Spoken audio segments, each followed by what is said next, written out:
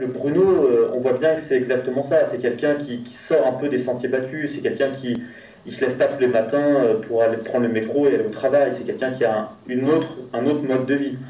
Mais c'est un mode de vie qui est difficile.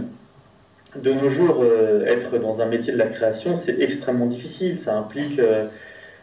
on croit que les gens qui sont intermittents gagnent bien leur vie, mais en réalité, les gens qui sont intermittents gagnent peu leur vie. C'est très difficile d'obtenir les cachets pour rentrer dans ce statut. C'est des gens qui n'ont pas de structure. Quand on est dans un métier de la création, on doit soi-même se fixer des horaires, se fixer un cadre, parce qu'il n'y a personne qui va le faire à votre place. Donc on peut avoir des périodes où on n'arrive pas à sortir de chez soi, on n'arrive pas à se prendre en main, c'est très difficile. Et la question du lien, c'est très difficile de maintenir du lien quand on a ce genre de vie aussi, parce que c'est une sorte de vie de bohème. Les gens, qu'est-ce qui nous amène à les revoir? C'est pas les conditions, le travail, c'est juste parce qu'on va faire l'effort d'aller vers eux.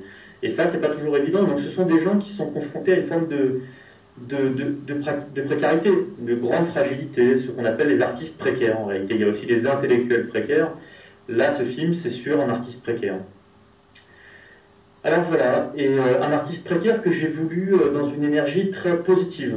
Pour moi, ce travail, celui de la création, n'est pas, comme on le décrit souvent, n'amène pas à un état de déprime ou un état un peu de dépression. Au contraire, pour moi, la création, c'est quelque chose d'extrêmement exaltant.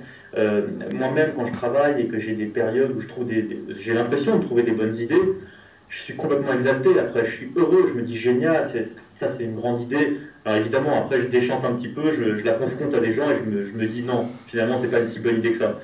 C'est ce qui arrive à Bruno avec sa mère d'ailleurs, on voit bien qu'elle est dure avec lui. C'est peut-être pour ça d'ailleurs que Bruno s'est d'une certaine manière un peu isolé aussi. Pour moi, s'il s'est isolé, c'est pour plusieurs raisons. La première raison, c'est que j'imagine que cette fragilité, comme c'est quelqu'un qui vit différemment, il a probablement été jugé par les autres. Les gens n'acceptent pas forcément d'avoir un proche qui a un autre mode de vie. Et donc on se retrouve jugé, on entend des critiques, et on en vient à un moment donné à se couper un peu. Ça peut arriver dans des périodes de fragilité où on ne supporte plus les autres qui nous expliquent qu'il faudrait qu'on se lève plus tôt, qu'il faudrait qu'on aille travailler comme tout le monde. Et ben on en vient à se dire les gens ne nous comprennent pas. Et donc on peut être amené à s'isoler. Et moi j'imagine que Bruno, à un moment donné, avec sa famille, ne se comprenant pas du tout, a fini par s'isoler.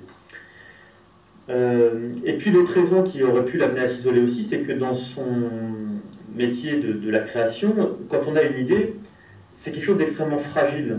Au départ, c'est un petit truc qui atterrit comme ça en nous, qui vient peut-être d'une émission de radio qu'on a entendue, d'une émission à la télévision, et tout d'un coup, on malaxe ça, et puis on se dit « Ah tiens, et si je partais sur telle histoire, ce serait intéressant à écrire. » Mais c'est très fragile au début. Et il suffit qu'on soit confronté à quelqu'un de pas forcément bienveillant, un peu comme la mère de Bruno, qui est quand même très, très catégorique, très radicale, qui nous dise « Ah non, ton idée elle est mauvaise », et tout de suite on la laisse tomber. On se dit « Ah oui, c'est vrai, c'était pas une bonne idée. » Alors si ça se trouve, elle demandait juste à être développée, et ce serait une grande idée. Donc on imagine aussi que Bruno, le seul interlocuteur qu'il arrive à avoir, c'est un oiseau.